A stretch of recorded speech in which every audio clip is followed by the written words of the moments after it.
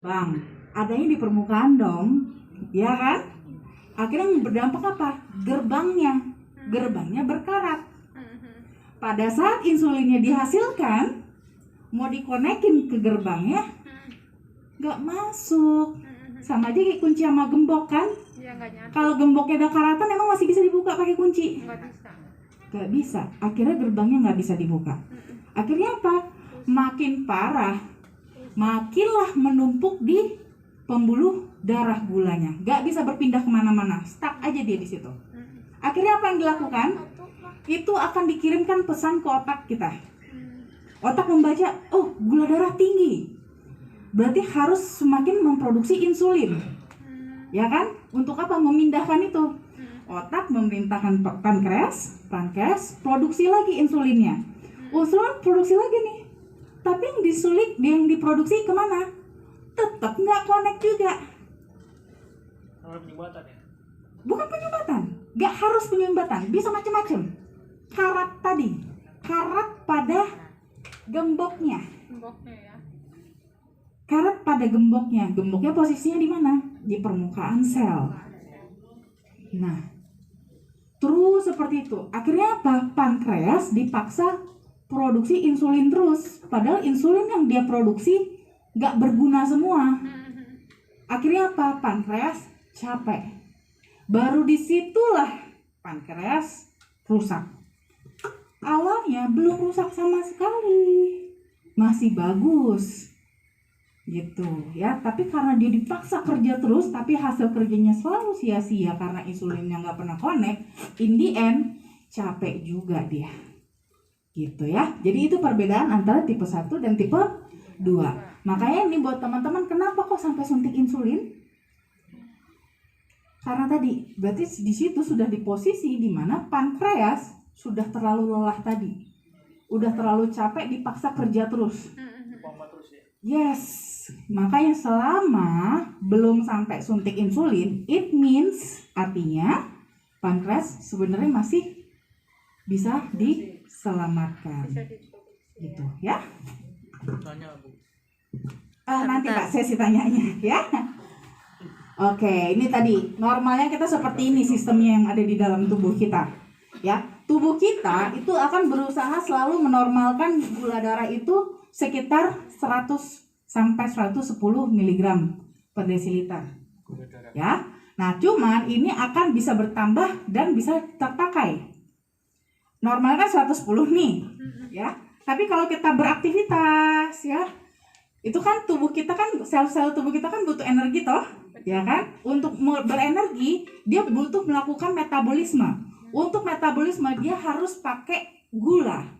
Makanya dia ambil gula dari dalam pembuluh darah, dipindahin ke sel, diubah jadi energi, ya kan? Lama-lama yang di dalam darah apa yang terjadi? Jumlah gulanya turun.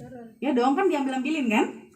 Akhirnya turun. Itulah yang nanti akan respon otak kita lapar, minta asupan.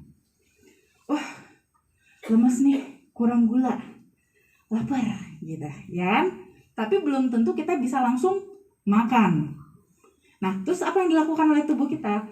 Penanganan pertama, dia akan mengeluarkan yang namanya ini. Dia akan menstimulus pankreas juga, tapi keluarin bukan insulin namanya, tapi namanya glukagon. Glukagon nanti akan glukagon ini itu akan dikirim ke liver untuk mengambil simpanan gula yang disimpan di sana.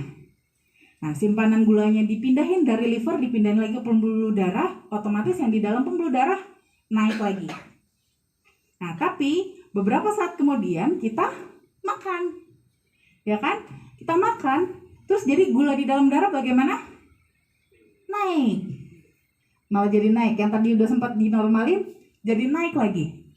Naik, apa yang dilakukan? Kirim lagi sinyal ke pankreas.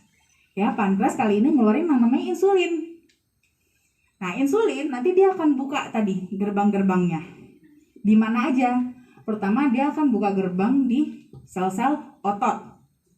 Nah, inilah nanti sel-sel otot pakai buat nanti bentuk energi. Tapi kan nggak semua dipakai.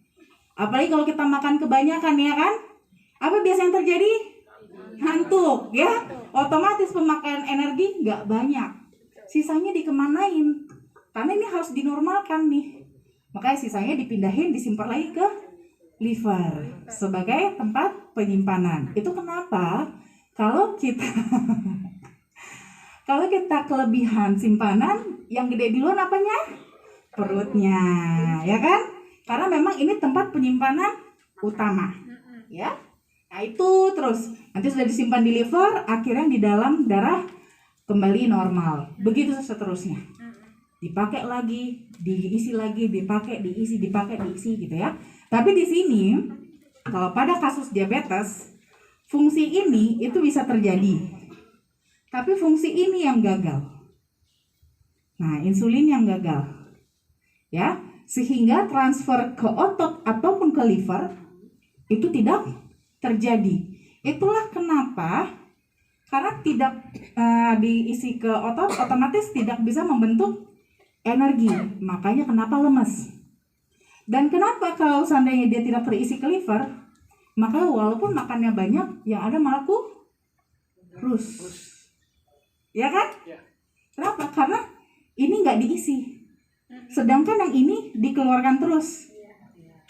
Nah, paham ya kenapa jadi kurus ya? Paham. Gitu. Jadi kayak saya ya. Emang Bapak diabetes? Ini kurus. Kurusnya doang, diabetesnya jangan ya? Boleh tanya. Belum. Nanti tanyanya, Masih Pak. tanya jawab bentar ya Pak. Hohoi. Nanti lupa. Ya makanya ya, prinsip kita kalau umpamanya tadi gula darahnya naik, nggak langsung melulu suntik insulin, enggak. Pertama-tama ubah dulu dari tadi pola makannya sama exercise-nya supaya apa? Mancing. Kita pancing nih, gitu ya, biar supaya semakin seimbang kadar gula di dalam darahnya. Kalau ini nggak mempan, baru kita kasih obat makan. Tapi kalau ini pun akhirnya sudah tidak mampu lagi, sudah terlalu parah, barulah suntik insulin. Jadi nggak melulu, waduh gula darah saya dok tinggi nih bulan ini, kayaknya saya harus suntik insulin. Nggak usah lebay ya, belum demen amat suntik insulin ya. Nah ini yang paling penting, yang selalu saya katakan, diabetesnya doang sebenarnya sih nggak masalah banget.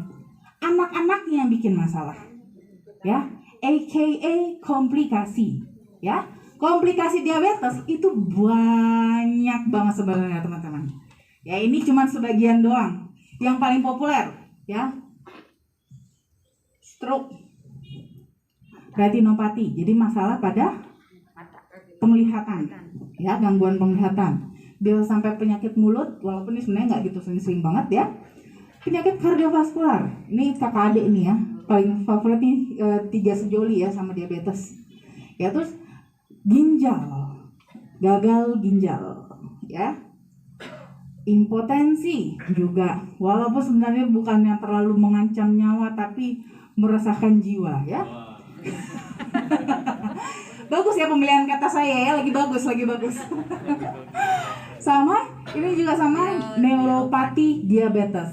Jadi yang tadi saya bilang luka, yang biasanya suka teman-teman bilang diabetes basah, ya. Awal mulanya itu ini justru neuropati diabetes. Jadi pertama justru kakinya nggak berasa apa-apa, mati rasa. Berawal dari mati rasa ya. Beda lagi dengan kapalan. Berbeda dengan kapalan. Kalau kapalan itu karena penebalan kulitnya, gitu. Jadi agak penebalan. Kalau ini dia nggak menebal, kulitnya tidak mengalami penebalan ya. Tapi apa bilangnya, sarafnya yang tumpul sehingga nggak merasa. Akhirnya apa? Pada saat luka nggak tahu ada luka, nggak terasa sakit. Karena nggak sakit, nggak tahu, nggak dirawat, akhirnya makin membusuk. Terakhir tiba-tiba udah hitam, yang ren cut langsung ya. Ngeri ya kalau kayak gitu ya. Ada yang udah pernah lihat?